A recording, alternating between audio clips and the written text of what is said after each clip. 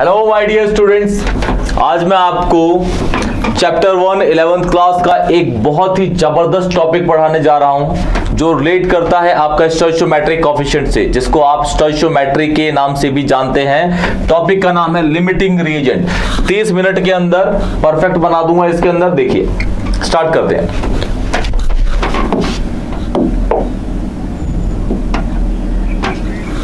Limiting reagent क्या होते हैं?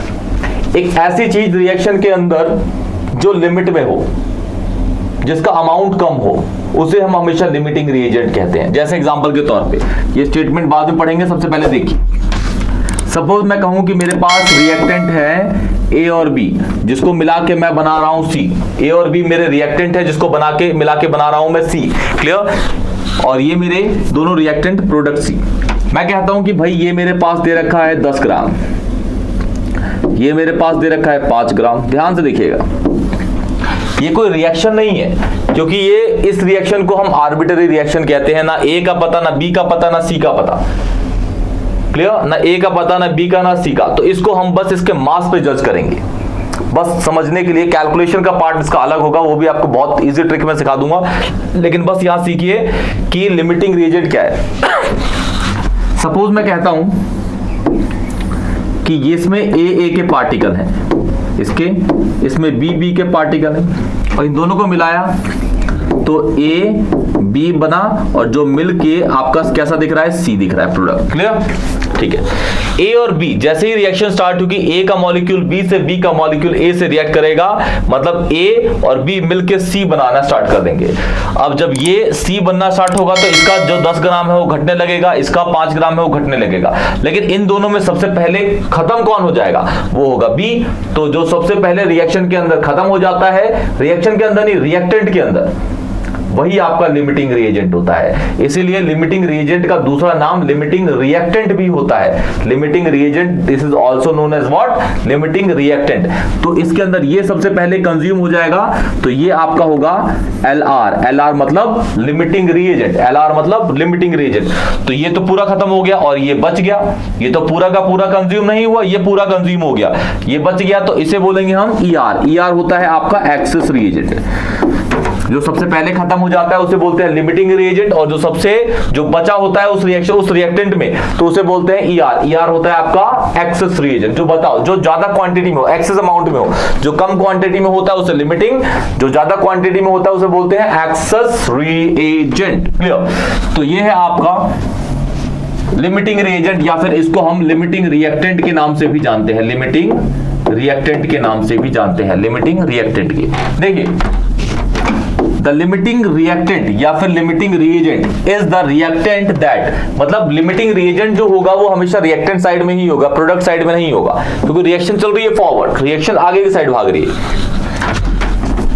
लिमिटिंग रिएजेंट और लिमिटिंग रिएक्टेंट और limiting reagent is the reactant that gets consumed first in the chemical reaction and therefore limits how much product can be formed in the balanced chemical equation। वो आपका limiting reagent होता है। जैसे कहने का मतलब हुआ, ए बी से रिएक्ट करा, इसका 10 ग्राम से घटने लग गया, ये 5 ग्राम से घटने लग गया, और सी हमारा बढ़ने लग गया, क्योंकि पहले तो सी 0 था। जब ये दोनों मॉलिक्यूल रिएक्ट करेंगे तभी आपका सी प्रोडक्ट होगा, वो फॉर्म होगा। अच्छा, ये घटने लग गया, ये घटने लग गया, ये बढ़ने लग गया। लेकिन इन दोनों में सबसे पहले कौन खत्म हो गया? बी। जैसे ही बी खत्म हुआ, क्या बी खत्म होने के बाद भी सी बनेगा? नहीं। जैसे ही बी खत्म हो जाएगा, सी बनना खत्म हो जाएगा, सी वहीं रुक जाएगा। जितना बनना था सी, मतलब प्रोडक्ट यहाँ पे वो उतना ही रह जाएगा। क्यों? क्योंकि ए के साथ बी रिएक्ट कर रहा था तभी तो सी बन रहा था, लेकिन यहां तो बी खत्म हो गया। अब ए क्या अपने आप से ही रिएक्ट करके सी थोड़ा ना बनाएगा, तो वो आपका बी आपका लिमिटिंग रिएजेंट होगा।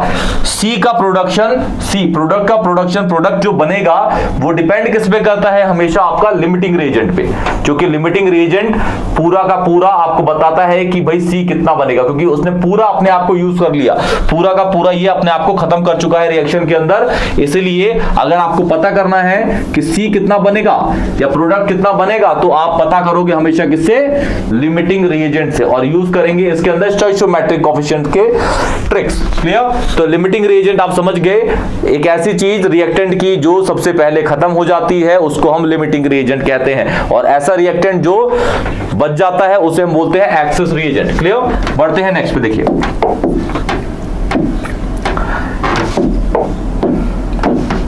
लिमिटिंग रिएजेंट निकालने की सबसे easy trick to find limiting reagent, trick to find limiting reagent. Limiting reagent को फाइंड करने की सबसे इजी ट्रिक यही है। लिमिटिंग रिएजेंट कैसे पहचानेंगे आप? उस कंपाउंड, फॉर्मूला है बहुत इजी था, नंबर ऑफ मोल्स को हमेशा आप डिवाइड करेंगे किससे, उसके स्टोइचियोमेट्रिक कोएफिशिएंट से। और ये रिएक्टेंट की बात हो रही है, ठीक है। लिमिटिंग रिएजेंट क्या कैसे निकालेंगे, नंबर ऑफ मोल्स को डिवाइड करेंगे स्टोइचियोमेट्रिक कोएफिशिएंट। ये दिमाग में फॉर्मूला डाल लीजिए, number of moles upon stoichiometric coefficient, number of moles upon stoichiometric coefficient. जिस रिएक्टेंट का, दो रिएक्टेंट या दो से ज्यादा रिएक्टेंट होंगे, जिस रिएक्टेंट का सबसे कम number of moles upon stoichiometric coefficient का रेशियो होगा सबसे कम, क्या, लेस होगा, लेस, वही number of moles upon stoichiometric का रेशियो सबसे कम होगा, वही आपका लिमिटिंग रिएजेंट होगा। और जिस रिएक्टेंट का number of moles upon stoichiometric coefficient का रेशियो क्या होगा, मोर होगा, वो आपका क्या होगा, एक्सेस रिएजेंट होगा। इसी तरीके से सिखा दूंगा, याद रखिएगा लिमिटिंग रिएजेंट को पहचानने का तरीका, number of moles upon stoichiometric coefficient. Stoichiometric coefficients क्या होते हैं, रिएक्शन को बैलेंस करने के लिए जो आगे चीजें हम लगाते हैं 1 2 3 अपने सुटेबल अकॉर्डिंग, जो भी रिएक्शन होगी उसके अकॉर्डिंग, तो वही आपके स्टोइचियोमेट्रिक कोएफिशिएंट्स होते हैं। बहुत इजी तरीके से इनको याद रखिए, number of moles upon stoichiometric coefficient, number of moles upon stoichiometric coefficient.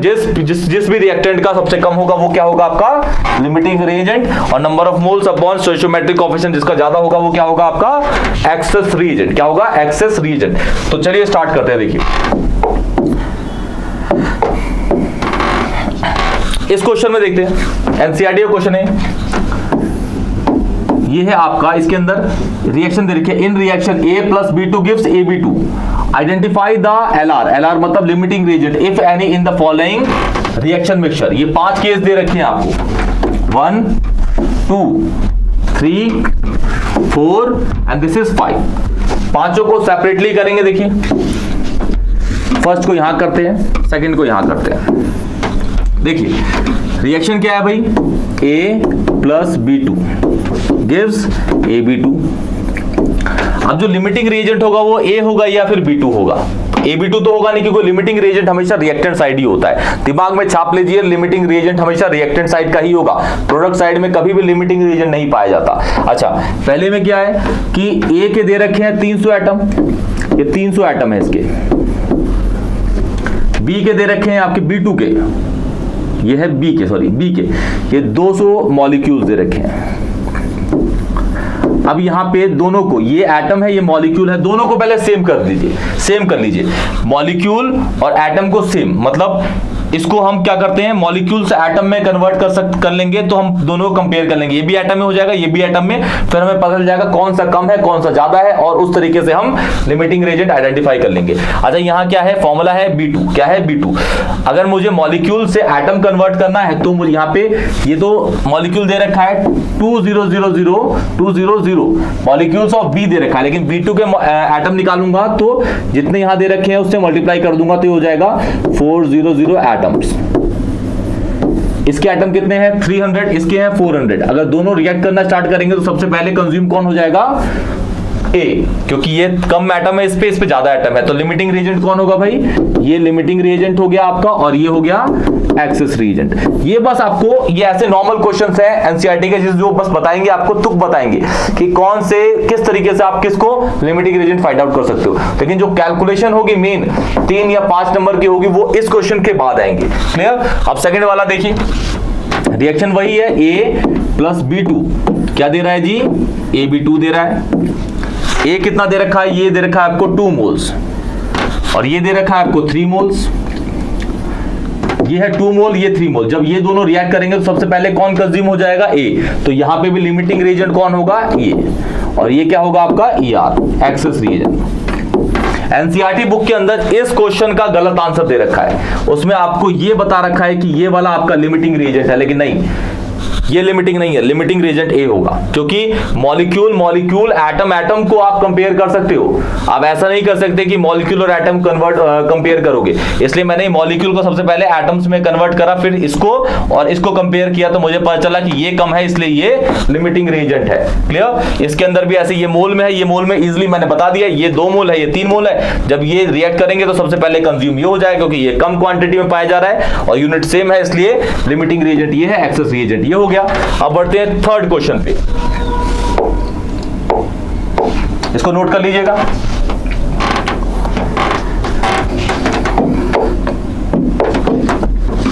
Third और यहां फोर्थ करते हैं। रिएक्शन वही है, A plus B2 gives AB2। Fourth वाले में भी यही होगी, A plus B2 gives AB2। अब देखिए थर्ड वाले में क्या है, ए के दे रखे हैं 100 एटम, बी के दे रखे हैं 100 मॉलिक्यूल्स, 100 मॉलिक्यूल। अब ये एटम है, ये मॉलिक्यूल है, आप कंपेयर नहीं कर सकते। सबसे पहले इसको मॉलिक्यूल को एटम में कन्वर्ट कर लीजिए। तो यहाँ पे B2 कितने एटम है? 2, तो मॉलिक्यूल को 2 से मल्टीप्लाई करिए और ये आ जाएंगे आपके 200 एटम्स। ये 100 एटम है, ये 200 एटम है। सबसे पहले एटम और एटम, यूनिट सेम है इनकी, एक ही चीज से कंपेयर कर रहे हैं, तो सबसे पहले कंज्यूम कौन हो जाएगा? ये 100 एटम वाला, क्योंकि ये कम क्वांटिटी में है, ये LR हो गया, और फिर आपका B2 हो गया आपका ER। क्लियर? ठीक। इसमें देखिए फोर्थ वाले में A दे रखा है आपको 5 मोल्स और ये दे रखा है आपको 2.5 मोल्स। यूनिट देखिए मोल है, ये आपका कम क्वांटिटी में है, ये LR होगा, ये आपका ER होगा, एक्सेस रिएजेंट। क्लियर? इस तरीके से शॉर्ट में आप पता कर सकते हैं। 4 हो गए, 5वां आप खुद ट्राई करिएगा, इजीली हो जाएगा। क्लियर? बढ़ते हैं नेक्स्ट क्वेश्चन पे। देखिए ये क्वेश्चन है, इसमें यूज होगा आपका number of moles upon stoichiometric coefficient का, जिसका कम होता है वो आपका लिमिटिंग रिएजेंट है। Number of moles upon stoichiometric coefficient जिसका कम होगा वो लिमिटिंग रिएजेंट होगा। और नंबर ऑफ मोल्स निकालना आता है, ये given mass upon molar mass, given mass upon molar mass. In the following reaction 1 mole of ammonia and 1 mole of O2 are mixed to calculate the number of moles of NO। इसके number of मोल निकालने हैं हमें, और इसका मोल दे रखा है कितना भाई? गिवन वाला मोल है ये 1 मोल दे रखा है इसका। तो सॉल्यूशन डालते हैं, इसका मोल कितना दे रखा है भाई? ये 1 मोल दे रखा है। ये कितना दे रखा है इसका मोल O2 का? ये भी 1 मोल दे रखा है। ये तो मोल्स आपको दे रखे हैं दोनों, लेकिन हमें रिएक्टेंट साइड में पता कैसे करेंगे भाई कौन सा लिमिटिंग रिएजेंट है? तो फॉर्मूला आपको पता ही है, लिमिटिंग रिएजेंट LR निकालने के लिए LR का रेशियो क्या होना चाहिए? Number of moles upon stoichiometric coefficient, जिसका क्या होगा? लेस होगा, वही क्या होगा? लिमिटिंग रिएजेंट, और जिसका ज्यादा होगा वो होगा एक्सेस रिएजेंट। अब इसका NH3 का ER क्या है? 4 है, सॉरी स्टोइचियोमेट्रिक कोएफिशिएंट क्या है? 4 है। इसका क्या है? 5 है। इसका क्या है? इसका तो हमें पता ही नहीं करना। खैर, तो चलिए पहले इसका कर लेते हैं, इसका निकालते हैं। नंबर ऑफ मोल कितने हैं भाई इसके? 1। स्टोइचियोमेट्रिक कोएफिशिएंट कितने हैं? 4। तो वैल्यू आ गई इसकी 0.25। Ratio of number of mole 1 है और स्टोइचियोमेट्रिक कोएफिशिएंट 4, तो इसके स्टोइचियोमेट्रिक कोएफिशिएंट और number of moles upon stoichiometric coefficient का रेशियो आ गया 0.24। इसमें देखिए 1/5, तो ये हो जाएगा 0.20। अब बताइए ये ज्यादा है कि ये ज्यादा है? ये ज्यादा है ना, ये वाली वैल्यू, तो ये हो गया आपका ER एक्सेस रिएजेंट। ये कम है तो ये हो गया आपका लिमिटिंग रिएजेंट। तो इसके अंदर limiting reagent is O2 is, यहाँ पे O2 is a limiting reagent, क्योंकि वो सबसे पहले कंज्यूम होगा। कैसे पता चला? Number of moles upon stoichiometric coefficient का रेशियो कम आया, इसीलिए वो लिमिटिंग रिएजेंट है, और जिसका ज्यादा आता है वो होता है एक्सेस रिएजेंट। अब लिमिटिंग रिएजेंट से आपको पता करना है कि भाई NO का मोल कितना होगा, NO का मोल कितना होगा, NO का मोल। तो इससे आपको पता करना है इसका मोल। क्लियर, इससे आपको पता करना है इसका मोल, तो इजिली निकाल लेंगे। देखिए ये वाला मिटा देता हूं मैं, ये वाला याद रखिएगा। लिमिटिंग रीजन पहचानने के लिए number of moles upon stoichiometric coefficient का रेशियो अगर कम आता है तो वो आपका लिमिटिंग रिएजेंट होगा। क्या होगा, लिमिटिंग रिएजेंट।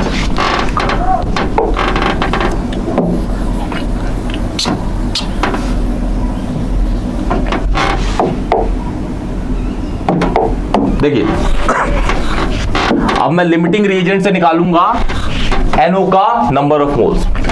देखिए इस स्टेटमेंट के अकॉर्डिंग इसको इससे कंपेयर करेंगे तो मैं ये कह सकता हूं कि 5 मोल ऑफ O2 प्रोड्यूस कर रहे हैं 4 मोल ऑफ NO। लिखता हूं 5 मोल्स ऑफ O2 प्रोड्यूस कर रहा है 4 moles of NO, 4 moles of NO।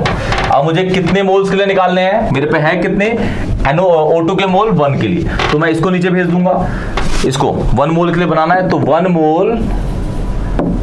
Mole of O2 के अंदर 4/5 मोल्स होंगे किसके, मोल्स ऑफ NO। हो गया, 1 मोल है ना हमारे पास। O2 का कितना मोल दे रखा है क्वेश्चन के अंदर, 1 मोल में हमें NO का मोल पता चल गया 4/5 है तो 1 मोल ऑफ O2 प्रोड्यूस क्योंकि ये प्रोडक्ट में है, ये वाला तो प्रोड्यूस होगा।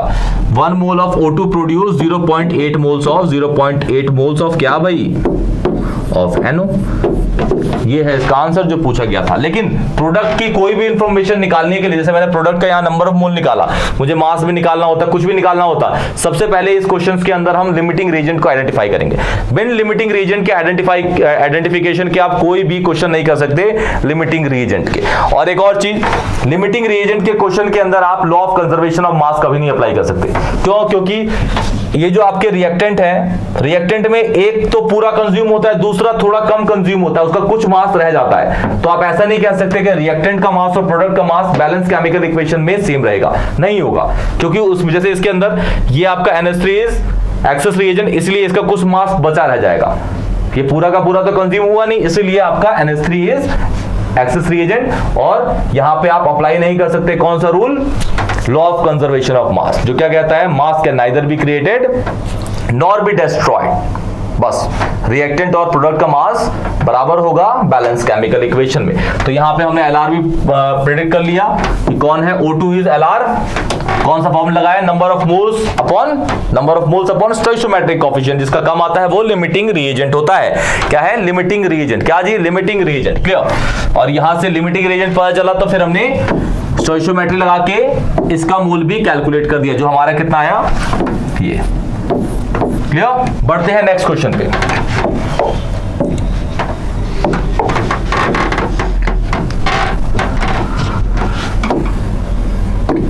क्या क्या रखा है, 10 gram of marble is calcium carbonate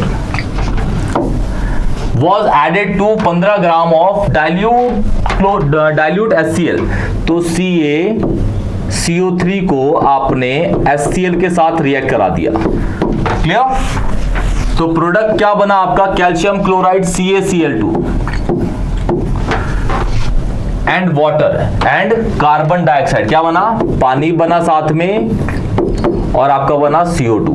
ठीक है। इस रिएक्शन को बैलेंस करें तो हम यहां पे 2 लगाते ही ये रिएक्शन बैलेंस हो जाएगी। कैल्शियम दोनों साइड में बराबर है, कार्बन दोनों साइड में बराबर है, ऑक्सीजन दोनों साइड बराबर है, हाइड्रोजन भी दोनों साइड बराबर है। हमें दे रखा है ये 10 ग्राम, ये 10 ग्राम दे रखा है, और हमें 15 ग्राम ये दे रखा है जी।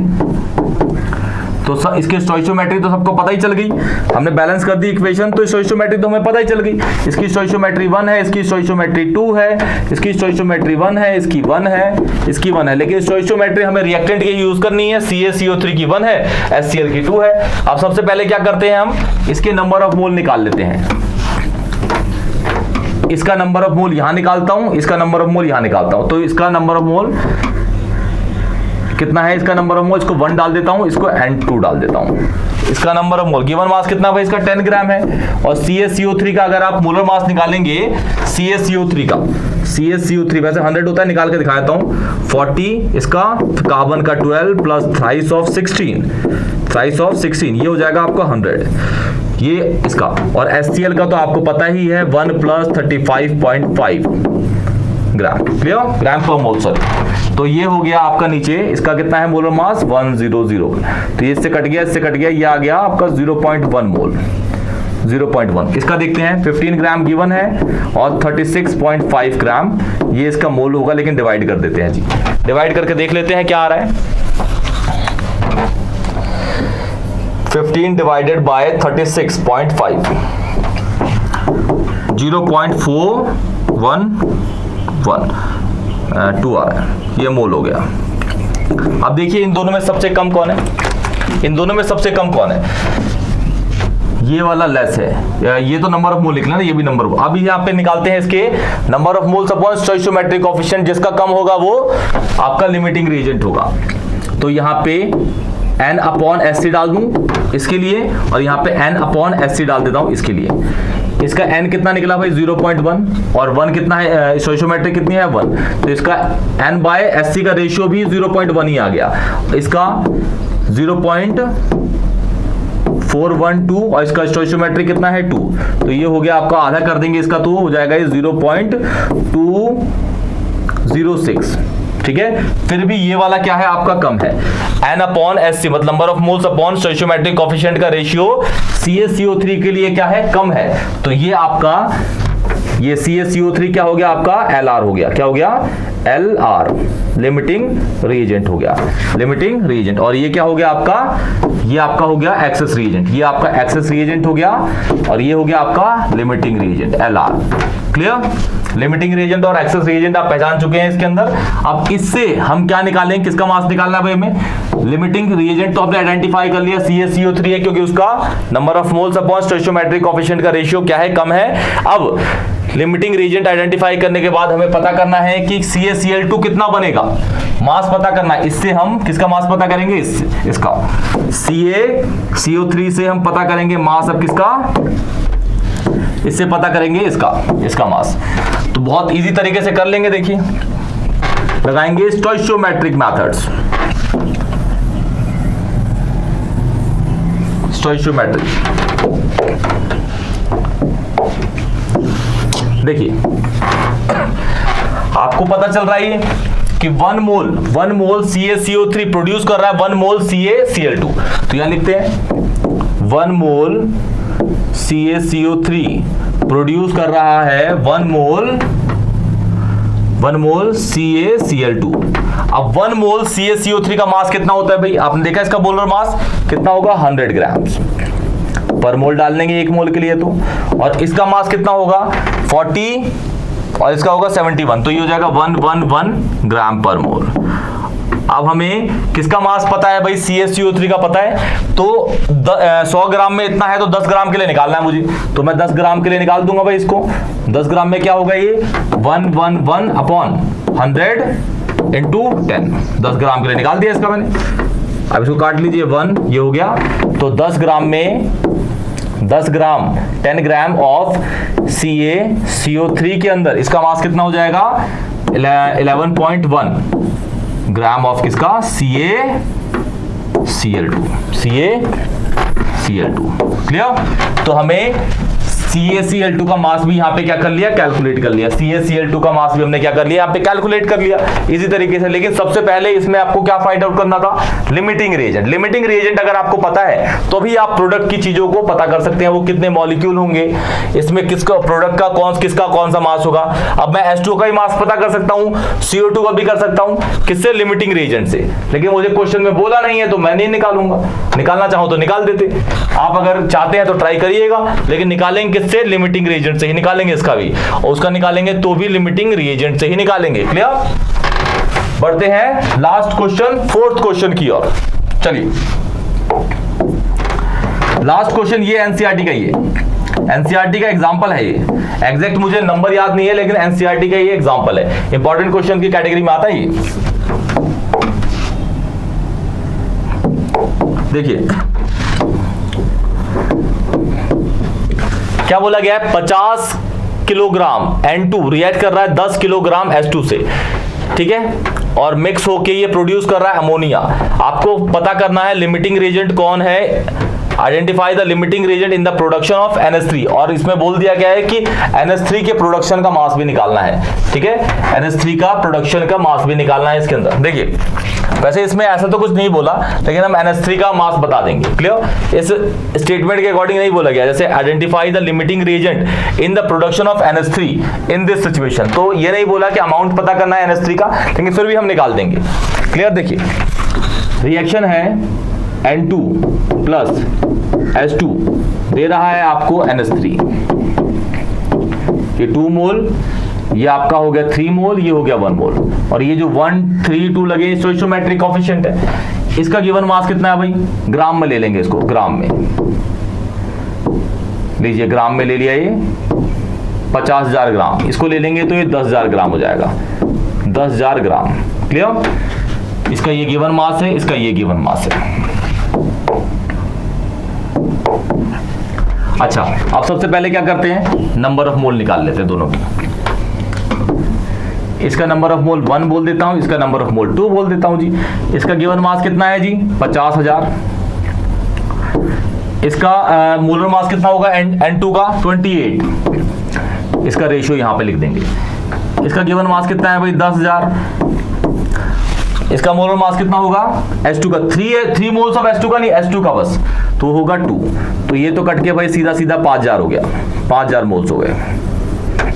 इसको मैं कैलकुलेट कर देता हूं,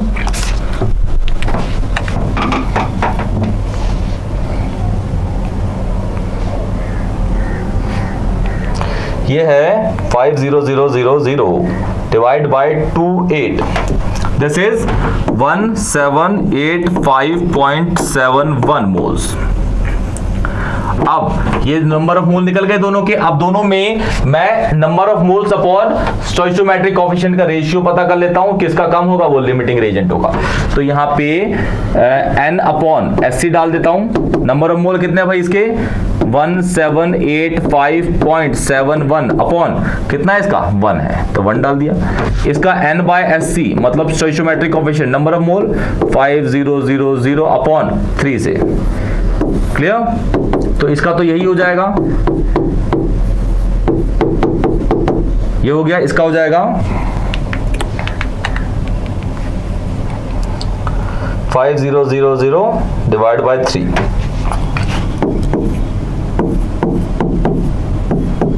ये हो गया, ठीक है। आप बताइए इन दोनों में से सबसे कम कौन है, तो ये आपका ज्यादा है, ये कम है, तो ये आपका लिमिटिंग रिएजेंट हो गया। मतलब लिमिटिंग रिएजेंट ये हो गया और एक्सेस रिएजेंट ये हो गया, ये ER हो गया, ये LR, ये ER। तो हमें पता चल गया भाई लिमिटिंग रिएजेंट कौन है, ये है। अब लिमिटिंग रिएजेंट से हम पता करेंगे NH3 का मास कितना बनेगा। देखिए NH3 का मास कितना बनेगा, तो इसके अकॉर्डिंग ये इसको प्रोड्यूस कर रहा है, ये इसको, तो लिखेंगे 3 moles of H2 produce 2 moles of NH3, 3 moles of H2 produce, मतलब ऐसा एरो बना दीजिए, 2 moles of NH3, colour change कर लेते हैं, रेड ले लेते हैं, ठीक है। 3 मोल्स H2 का मास कितना होगा भाई 6 ग्राम, और 2 मोल्स NH3 का मास कितना होगा 34 ग्राम, 34 ग्राम। यहां पर मोल नहीं डाला, यहां भी नहीं डाला, क्योंकि ये 3 मोल के लिए, 2 मोल के लिए, पर मोल हमेशा 1 मोल के लिए लगता है, क्लियर। 3 मोल्स H2 का मास है, जैसे आप ऐसा समझिए, ये H2 का ये है, तो यहाँ पे कितने हाइड्रोजन, ये 3 मोल्स H2 है, कितने हाइड्रोजन है भाई, यहाँ 6 हाइड्रोजन है, एक का होता है 1 हाइड्रोजन का 1, तो 6 हाइड्रोजन कितने हो गए 6। यहाँ पे इसी तरीके से NH3 कितने हैं 2 हैं, इसका कितना होगा पहले इसका निकाल लेते हैं, इसका ये 14 प्लस 3 और यहाँ पे कितने हैं 2, तो इसे मल्टीप्लाई करेंगे ऐड करके पूरा, तो ये हो जाएगा कितना 34, क्लियर। अच्छा अब यहाँ पे मुझे कितने के लिए निकालना है, मेरा H2 मुझे पता है कितना है भाई 10,000 ग्राम के लिए निकालना है मुझे, तो 10,000 ग्राम के लिए कैसे करेंगे, 10,000 ग्राम ऑफ H2 के लिए मुझे क्या निकालना है, अमोनिया निकालना है, तो ये 34 अपॉन 6 इंटू 10000 ये हो जाएगा। तो 10,000 ग्राम है ऑफ H2 340,000 अपॉन 6। इसको अगर डिवाइड करेंगे ना तो 56,666.66 ग्राम आएगा। किसका? ऑफ NH3 का, ऑफ NH3 कितने में? 10 ग्राम ऑफ H2 के अंदर। तो इसमें आपने हर क्वेश्चन में आप लिमिटिंग रिएजेंट पहचान लिया आपने। किस तरीके से पता करेंगे लिमिटिंग रिएजेंट कैसे पहचानते हैं भाई? जिसका नंबर ऑफ मोल्स जिस रिएक्टेंट का number of moles upon stoichiometric coefficient कम होता है वो आपका लिमिटिंग रिएजेंट होता है। इसी तरीके से आप पहचान जाएंगे, कोई भी इसमें परेशानी नहीं होगी आपकी, सारे क्वेश्चंस आप कर लेंगे। अगर कोई भी क्वेश्चन में डाउट होता है या फिर आपका ऐसा कोई क्वेश्चन है जो आपसे नहीं हो रहा, मुझे कमेंट सेक्शन में बताइए। वीडियो को लाइक करिए, चैनल को सब्सक्राइब करिए। तब तक के लिए टेक केयर।